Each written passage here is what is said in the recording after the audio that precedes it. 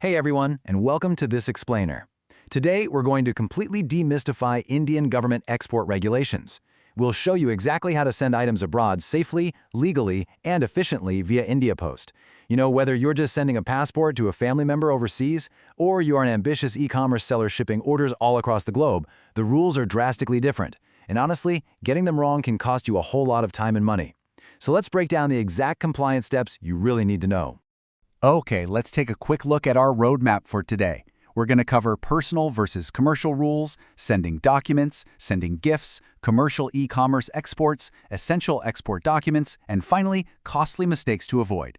Basically, we'll be tracking a parcel's journey from a simple paper envelope all the way up to a fully compliant e-commerce export.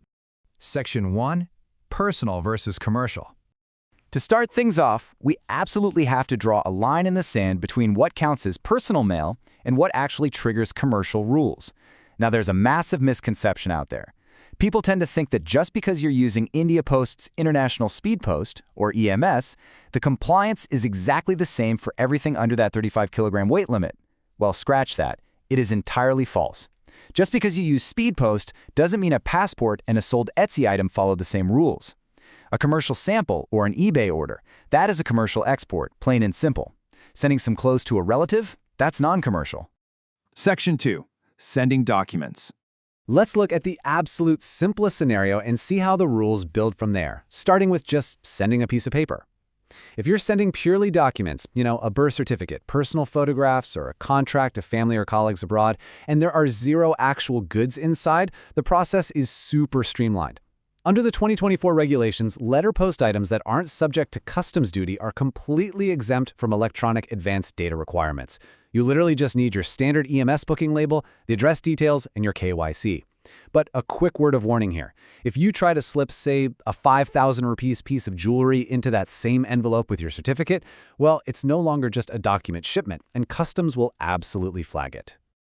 Section 3. Sending gifts.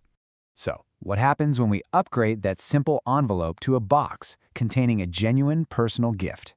Now, here is a golden rule. The exact moment you include merchandise, you have to declare it. Even if it's a 100% free gift for a friend and doesn't need a commercial sales invoice, customs officials still need to know exactly what's inside that box, how many items there are, and their actual value.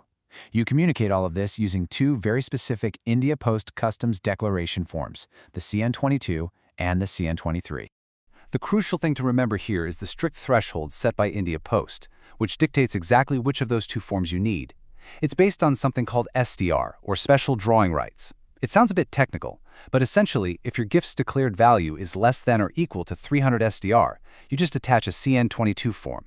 But if the value is over 300 SDR, you have to level up to the more detailed CN23 form.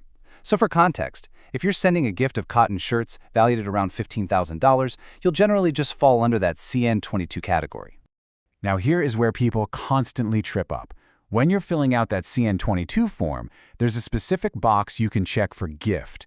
But checking that box does not excuse you from providing the details. India Post specifically warns that generic descriptions are entirely unacceptable. If you just write gift items, your package is almost certainly going to get delayed. You have to be specific. Write out exactly what is inside, like 2 men's cotton shirts, along with the exact quantity, weight, and value. But wait, what if you're not sending a gift? What if you're actually selling a stainless steel bowl to a customer in the USA on Etsy? Well, this brings us to a major turning point for all the small business owners, artisans, and e-commerce entrepreneurs tuning in to this explainer. Section 4. Commercial e-commerce exports. If you are an Etsy, Amazon, or independent seller, please pay super close attention right now because the rules change dramatically here. The literal moment money changes hands for a product, you are executing a commercial sale. So if you sell 2 stainless steel bowls for $25 a piece to a U.S. customer, those standard personal gift rules we just talked about, yeah, they no longer apply to you. You're now officially navigating the commercial export channel, and your compliance requirements have just leveled up big time. Section 5. Essential export documents. Let's outline the heavy-duty documentation you actually need to legally export your commercial goods via the postal route. Think of this as your foundational e-commerce toolkit. First off, unless you're specifically exempted, the Directorate General of Foreign Trade requires you to have an Importer-Exporter Code, or IEC. Next up, if you're GST registered, your GSTIN is mandatory. Also, to handle your export proceeds and any benefits, you have to have an authorized dealer or AD bank code set up. And of course, the big one, you need a proper commercial invoice. This needs to feature the buyer's details, the HS tariff code for your specific product, the country of origin, and your Incoterms. Pro tip here, for small shipments, you can often just efficiently combine your commercial invoice and packing list into one single document. This flow brilliantly breaks down the mandatory postal bill of export mechanism. And honestly, this is the absolute most important difference between sending a gift and a commercial export. You see, just slapping a CN22 form on an Amazon order simply isn't going to cut it. India Post has specific forms for this: PBEI for e-commerce exports and PBEII for other commercial goods. As a seller, your journey looks like this. You'll route your shipment through a DAC Nuriat Kendra, or DNK. Then you'll upload your documents to file your postal bill of export online and undergo customs assessment. Only after all that will customs grant a lead export order, or LEO, which finally allows India Post to dispatch your goods globally. Oh, and by the way, if you're exporting under a letter of undertaking without paying IGST, you've got to coordinate that GST compliance right alongside your customs and postal paperwork. You should also keep in mind that the very nature of your product dictates your paperwork. There are always edge cases, right? Special products require specific certificates before they can even be dispatched. Are you shipping food items? You're going to need quarantine documents. Plants or seeds? You'll need phytosanitary certificates. What about cosmetics or medicines? You absolutely have to meet the destination country's regulatory requirements. In fact, the CN23 form explicitly warns that restricted goods lacking the proper licenses will be stopped in their tracks. Section 6. Costly mistakes to avoid. Okay, let's look at where things tend to go wrong, specifically focusing on the single most dangerous compliance mistake an e-commerce seller can make.